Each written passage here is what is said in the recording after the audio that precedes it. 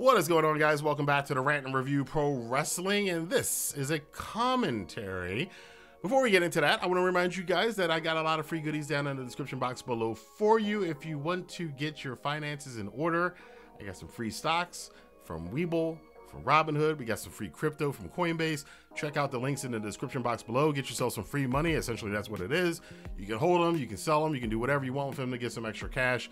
Definitely take advantage of that if you are so inclined. But now, let's talk about the topic today. And we are talking about Tony Khan and AEW and the whole storytelling thing.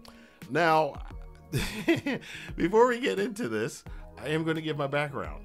As a lot of you know who've been subscribed to my channel for a while, you know I have a lot of other interests besides just wrestling.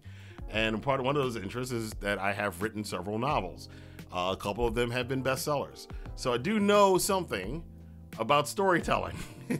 I might be one of the few who you hear talk about this that actually have any kind of credentials that have actually written something, put it out for public, people bought it, 10,000 people on my mailing list as fans of my series. You know, I don't know everything. I'm not the best writer in the world. That's not what I'm saying. But I do know something about producing a narrative, providing it to the public, having people pay for it, and having a fan base that follows me and still to this day are asking me questions why I killed so-and-so at the end of book 3. Anyway, that is the reason I'm saying that is because we are going to talk about the ongoing criticism that's been growing and growing and growing. And I have to say, I can't 100% disagree with it. That one of the biggest problems that AEW has is lack of storytelling. And I'm going to say that I think that's a bit of a misnomer. I don't think it's a lack of storytelling because AEW has storylines. They have a Hangman Page, Swerve Strickland storyline, which is really, really good. They had the storyline with CM Punk and MJF, which was really, really good. They had this storyline with the Elite versus the Blackpool Combat Club last year, which was really good. They have one ongoing now of Adam Copeland and Christian Cage. The Devil storyline was interesting. It wasn't the greatest one, but it definitely was something that held my interest and something that we all wanted to know the answer to. So AEW does have storylines. I don't think it's that AEW doesn't have storylines or doesn't do storytelling. I think what it really is that they don't have direction. I think that's what it is. I've seen a lot of WWE sweaties kind of use this to kind of further a narrative that they and people like Vince Russo say that, and you guys know what it is, the sports entertainment fans. Nobody wants to just watch a show with wrestling on it. Nobody wants to see a show where wrestlers wrestle, which is the dumbest thing I've ever heard in my life. Well, one of the dumbest things I've heard in my life, because that's like saying, I don't want to see actors act. I don't want to see porn stars have sex. I don't want to see musicians playing instruments. And you know what? To some extent, that's kind of true. That is kind of true a little bit. There are people who think they like movies, but they don't like to go see movies that are heavy on the acting. They like to see movies heavy with CGI and special effects. There are people who say they like music, but they need music to be kind of poppy and to tell them what to think, to tell them a narrative in the lyrics. Certainly can't listen to music without lyrics. There are people who like, well, actually, I don't know if there's anybody who watches porn for acting, but you get my gist.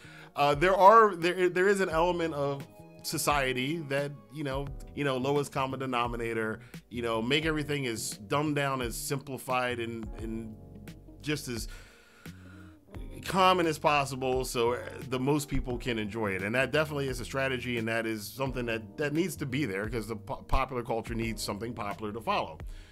But for those of us who want more nuanced stuff, that's not the only thing that we're interested in. Now, where this goes into my thing about direction and not storyline is that AEW does have storylines. The AEW is not just wrestling matches for the sake of wrestling matches. You see that complaint all the time. It's not true. The problem again is direction. And what do I mean by direction? Direction is, let's look at the 3 major worldwide wrestling companies, in my opinion, right now, which are WWE, New Japan, and AEW. WWE and New Japan have direction. And let me give you an example of that. We all know in January, the Royal Rumble comes around. The winner of the Royal Rumble goes on to face the world champion at WrestleMania in the main event of WrestleMania, the biggest show of the year.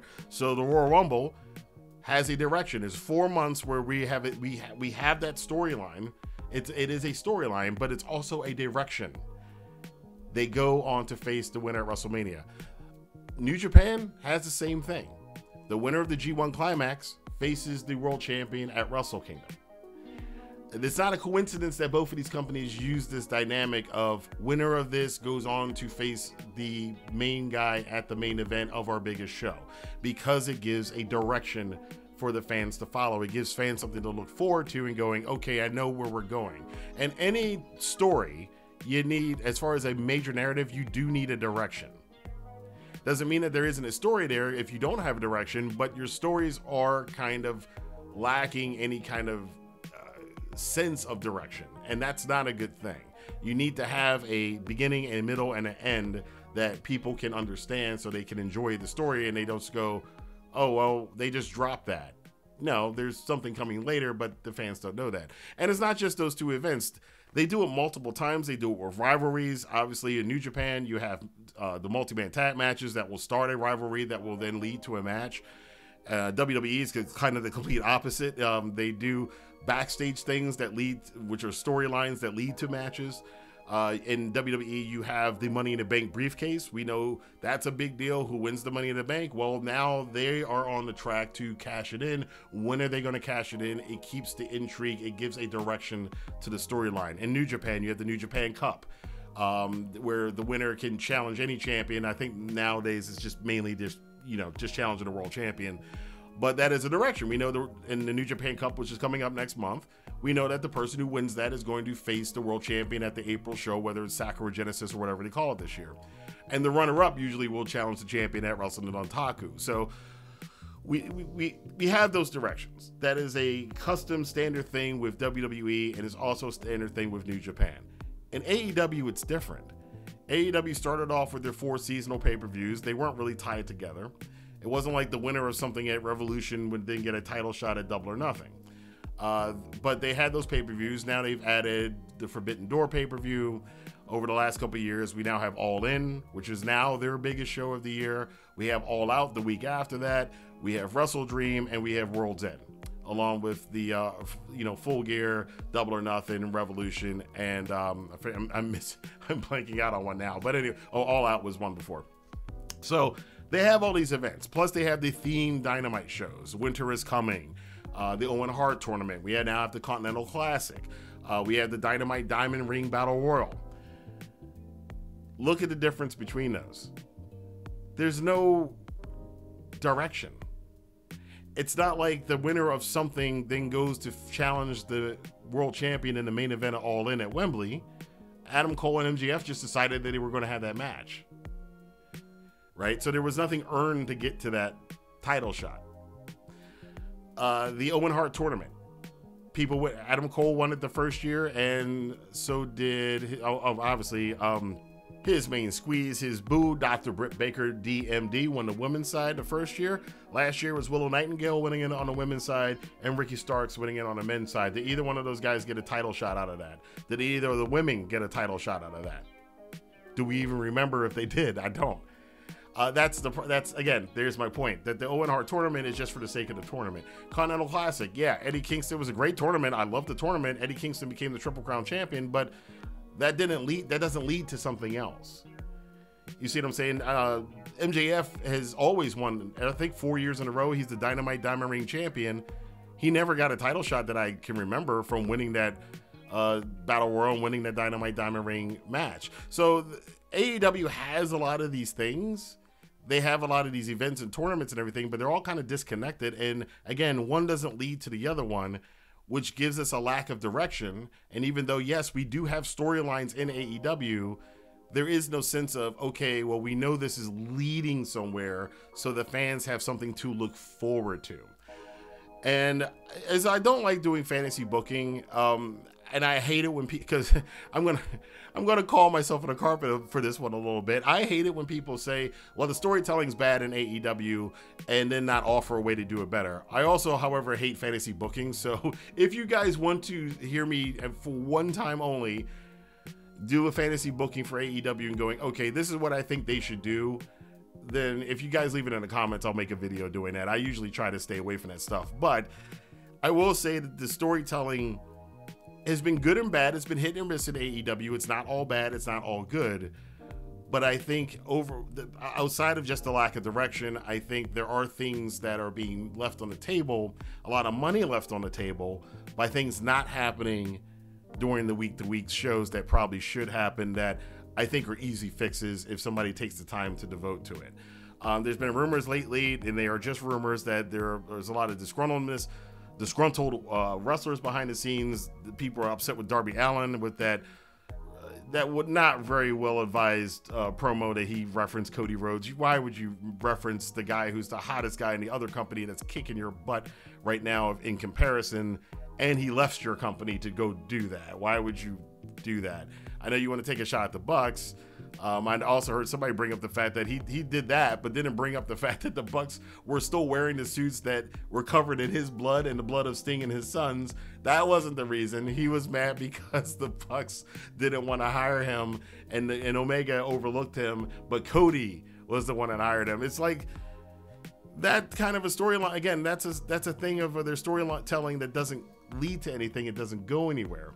And while I do enjoy the Bucks and their new heel persona, and I am looking forward to the match against Sting and Darby Allin at Revolution, that storyline kind of has a dead end at the end of it because Sting's retiring. So it's like, well, the Bucks are going to win the tag titles, or if they don't win the tag titles and Sting and Darby retire with the tag titles, then they'll do something like they'll abandon the titles will be abandoned, and they'll have to have a tournament or something.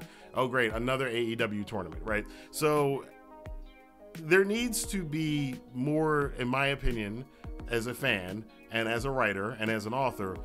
I think the thing that's, again, lacking with AEW isn't the fact that they don't have storylines.